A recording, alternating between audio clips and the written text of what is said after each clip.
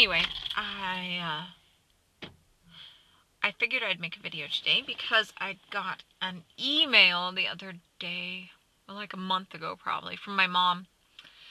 And she said, well, how come you never make videos anymore? And I said, well, I work, I working the two jobs now. I work about 25 hours at the school.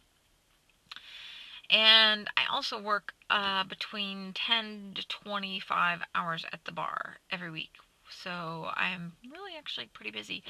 And so I decided that today I would make a video. And I'm going to put this on YouTube. See, and this is the other thing. I've made several videos. I've made a lot of videos. They sit on my computer and I haven't had time to process them and get them up to YouTube. So today, my goal is to do this from the beginning to the end and get it up on YouTube so that I can kind of get out of this little slump that I'm in. I'm at my first school. I'm actually 8 minutes late, so I'm going to head inside, work with a couple students, and maybe I will pick up on some more of this in a little while. I'm done at the first school. I'm on to the second school, which is actually the high school. When I first started this job, working for the school district, it actually wanted to place me in the high school full time, and I said no way, because I hated high school. Couldn't wait to get out of high school and get away from the town I grew up in. And I just, I was quiet. I know, hard to believe.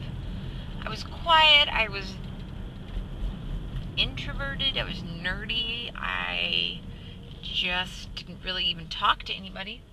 You grow up in a town, and I lived there for, I don't know, from the time I was 7 until I left when I was 18. And I kept in touch with one person, Susan. And so, when they asked me to work at the high school, all I could think of was, no way. It ends up that I go there a couple days a week anyway to work with the kids, the special ed kids. But something that I've noticed, a couple different things, is number one, the kids are bigger now than they used to be. And I'm not talking fatter, although they are fat. Kids these days are fat. They're just big. I mean, I walk down where I work, I have to go through the weightlifting class. And these boys are huge. They're men already. And the girls are just, they're all bigger than me, which doesn't take much, admittedly. However, it's a little unnerving, when you're in the hallway and, I'm being surrounded by all of these, kids, and they're very, very large, very big. I don't know, maybe I don't remember high school, which is entirely possible. Speaking of high school, recently, in the last probably 3 months, I joined one of these online groups where you can reconnect with people in your town or people that you grew up with or whatever. And at first I thought, I did it for Bunko because some of the Bunko girls were on there, and I thought that'd be fun.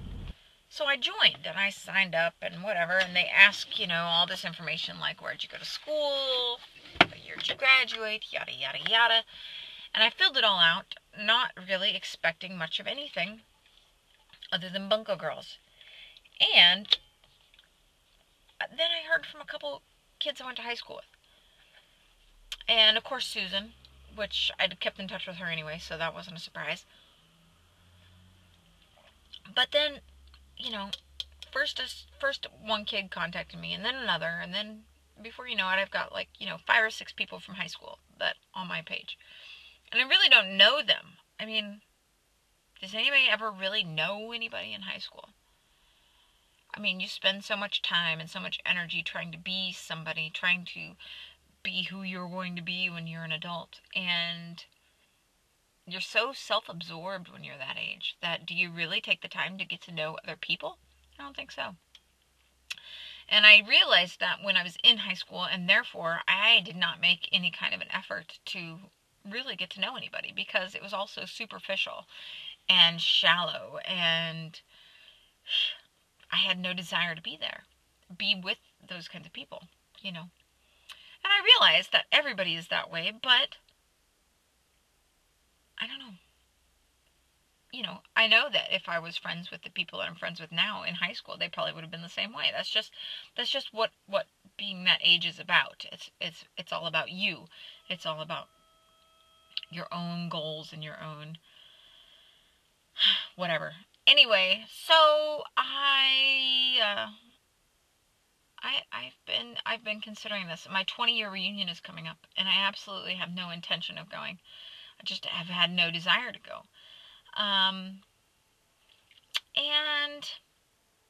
I don't know. I'm starting to think about it a little bit more. I'm starting to think maybe I should. Because, Beth brought this up. She said that I should hold them to the same standard that I expect to be held. In other words, well, what did she say? I can't remember. I was kind of drunk. She said, if I expect them not to judge me, then I shouldn't judge them.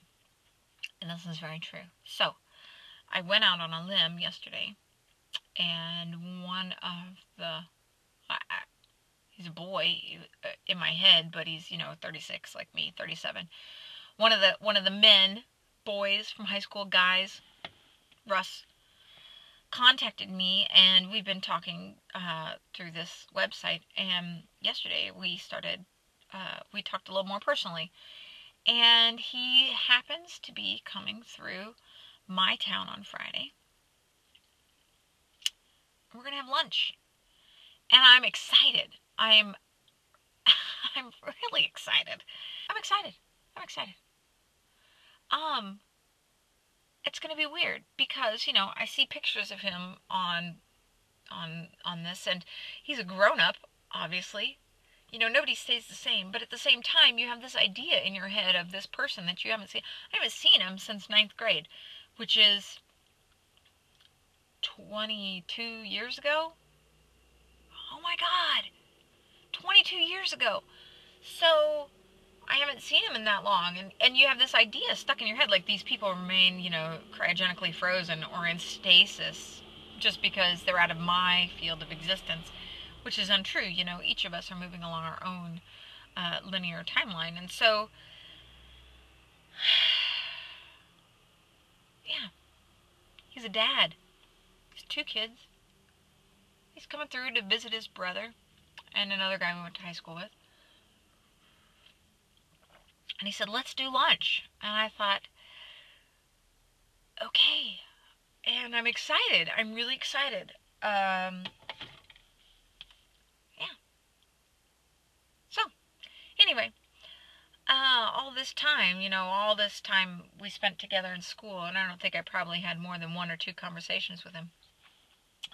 And now,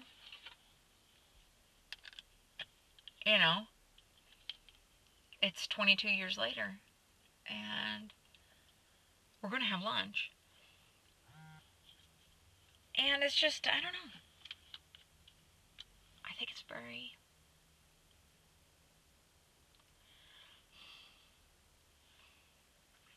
I'm just continually amazed at the little twists and turns and ins and outs and ups and downs of my life and the lives of those that I know and connect with and reconnect with. This is just another example of the unexpectedness of life, and I'm happy to be living it.